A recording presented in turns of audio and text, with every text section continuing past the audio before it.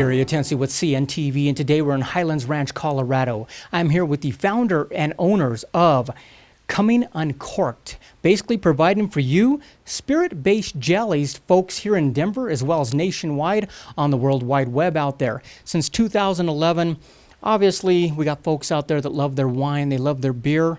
You got people that love their jams and jellies, but how did this idea come about to mesh the two together? You know, I've been making jellies for about 27 years, and I was teaching my girlfriend to make jelly. She wanted to learn to make jelly. And my friends are big wine drinkers. Right. So I said, let's go to the store and get some wine and make some wine jelly. And she just looked at me like I was crazy. So we ran to the liquor store, we bought some wines, and we did 3 flavors that night. And we started giving them to our friends to try, and it was a huge success. People just loved them. And my husband and my daughter said, maybe we should try this as a business. And so in 2011, we did our first little show, and it was a big success. Wonderful. Let me ask you this. Before you wow them with the wine and the liquor taste, it basically starts out with a favorite fruit-flavored base. Is that correct? Some of them do start with a fruit-flavored base. The wines and the beers are actually wine started and beer started. Wonderful. Let me ask you, are we talking about natural ingredients that you're using here? Yes, we use all natural ingredients, no artificial flavors or colors. Wonderful. Let's talk a little bit about the wow. We're going to start first of all with wine. What are some of the wine tastes that seem to be real favorites out there? We have a Merlot flavor, White Zinfandel flavor. Those are 2 of our most popular right now, and also a Chardonnay, which has been very popular as well. Wonderful. When people actually bite into it, be it on a chip or anything like that, do you kind of like watching their face expression and see what it's all about? Yes, because it's utter surprise. A lot of people are very hesitant to try it, and then once they get it into their mouth and they start to chew on the cracker and taste it, it's just an utter surprise to them. They're like, wow, this really is what it tastes like. I love it. That's great. Let me ask you this. One of the other things you've taken care of here is obviously not everybody's wine drinkers out there. Mm-hmm. We've got beer drinkers as well, but you've actually got them taken care of. Tell me about them. Well, we have 2 beer flavors right now. One is an amber bock, and then we also have a double chocolate stout. And one of the things that's interesting is when we first created the double chocolate stout flavor, we didn't think that a lot of women would like it because it's a stout beer, but they love it. And so do guys for a lot of different reasons, for cooking and stuff like that. Gender, basically, taste has no gender. I mean, people love it. Absolutely not. The guys go for the wines, the women go for the beers, vice versa. You just never know. It's all in what their taste buds are saying. Obviously, wine and beer is a big base for drinkers out there that love the taste. But you know what? A lot of folks love their cocktails, the fun drinks, the margaritas, the pina coladas. You got them covered as well there? We do have them covered. Our signature is the Caribbean Kicker, which is a pineapple habanero infused with rum.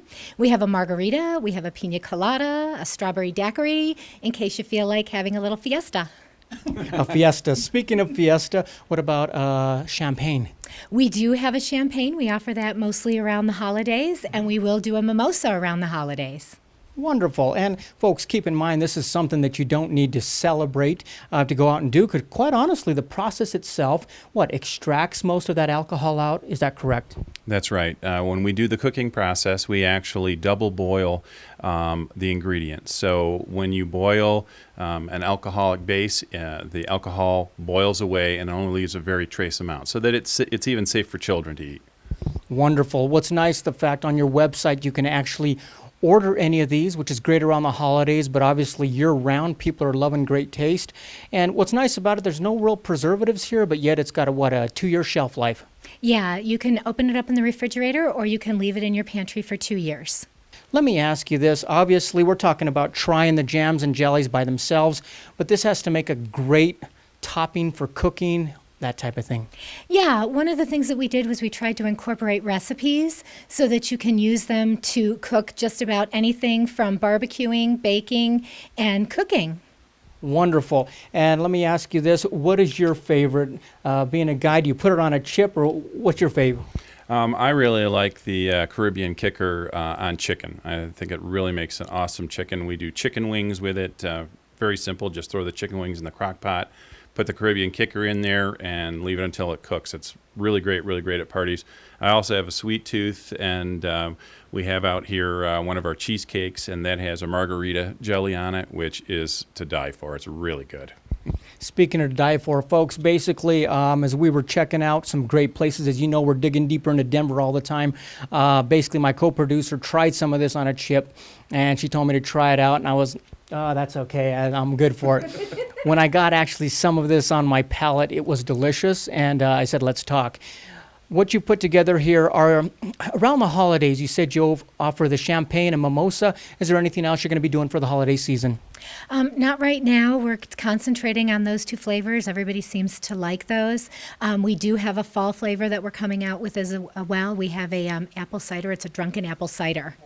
That sounds fun. Excellent. Let me ask you before we let the viewers go, basically, what are some of the responses you're getting out there from family and friends and putting it out there?